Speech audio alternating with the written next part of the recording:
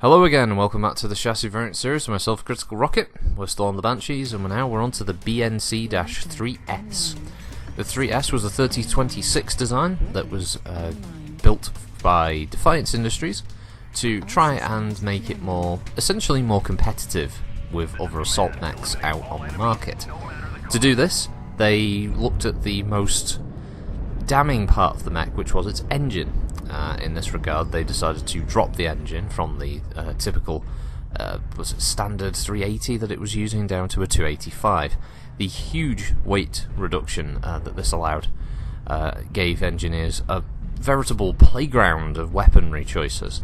Although this was probably expensive at the time to design, it did allow them to do things like add 4 medium lasers to the mech.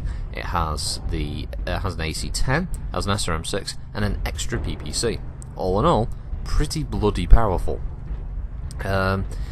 This creates quite an impressive machine that does suffer from a hell of a lot of heat issues, despite the fact it retains the exact same amount of armour that the original 3E and 3M have, so it's still just as durable. The downside is that it runs at 54 kph, but that is more in line with its contemporaries in its weight class, thereabouts, give or take 5 ton. So the BNC-3S is a far more capable killer than either of the other two that are available in MechWarrior Online. From a base point of view anyway, as a stock loadout, it does give you far more options. If anything does get too close to you now, you don't have to worry about your minimum range because you just switch to using the medium lasers and the SRM-6 to do potentially more damage than you do with the 2 PPCs anyway. It gives the mech a really nice ability to just play with range as well. The AC-10 is a great backup, a brilliant weapon for just opening people up, and again working to that kind of mid-range combat that you can switch over to once enemies get too close or you get too hot. At least you can keep firing the AC-10 sporadically with the SRM-6 while you're engaging targets that are trying to hit you while you're running the red line.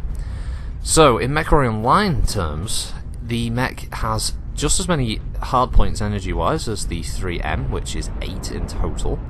So you've still got a huge amount of energy weaponry to play with. The upside is this version also comes with a single ballistics and a single missile hardpoint as well. So the potential is upped ever so slightly.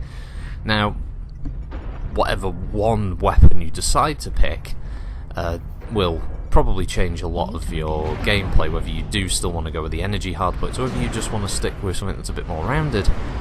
The 3S is definitely the one I would recommend for anybody who wanted something a bit more aggressive and gives you a few more choices.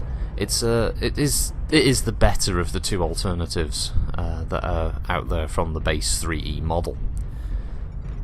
It does suffer a lot of heat issues. You will definitely want to increase your heatsink capacity, because the heatsinks that it comes with, which are normally singles, are not capable of handling the huge amount of heat the single generate in a very, very short space of time.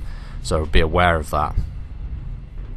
It's also a pretty big target as well. The Banshees stand fairly tall and their CTs are extremely prominent, especially with some of the high alpha builds that run around. And I believe I encounter a Cyclops that does a fair amount of damage to me in a short space of time. Other than that, it is a fantastic variant of the Banshee to take out into the field. I was fortunate enough to be on a team here that were just rolling shit. Oh, here's the Cyclops. So yeah, it was a great little showcase for it, despite the fact that the end of it for me is a little bit unfortunate. But I kept this one because fuck it, I die, but whatever. I think I did okay. I guess. Hell, it was a win compared to a loss with the previous one, so I was happy with that. A nice balance. Things are in equilibrium. So. Yeah, I would recommend the 3S. It's not got a patch on some of the other variants like the 5S or the 6S, which potentially PGI could do, but for whatever reason they're just not doing it, which is a shame. I would have liked to have seen the more powerful variants come into the game. That would have been kind of cool. Yeah, not much else to talk about really. I mean, lore-wise, I pretty much gave you the whole thing, 3026. Variant of the mech. It's Defiance Industries instead of Marek, so Lyran Commonwealth. mech that was designed. I got popped by a huge alpha kit fox there where I was called out. And yeah, there's not much actually left of the round. I'm going to ramble until the scoreboard shows up at least. And you get to see this little kit fox's build, which I think at some point, if he isn't already dead, I think he's just died. Yeah, he died. He had a lot of lasers on the front. And then there's just this Arctic cheetah that was up there trying to snipe the whole match, by the looks of it. Or at least he jumped up there to try and be all snipey. But as you can see, it's just huge amounts of lasers and missiles coming in on him.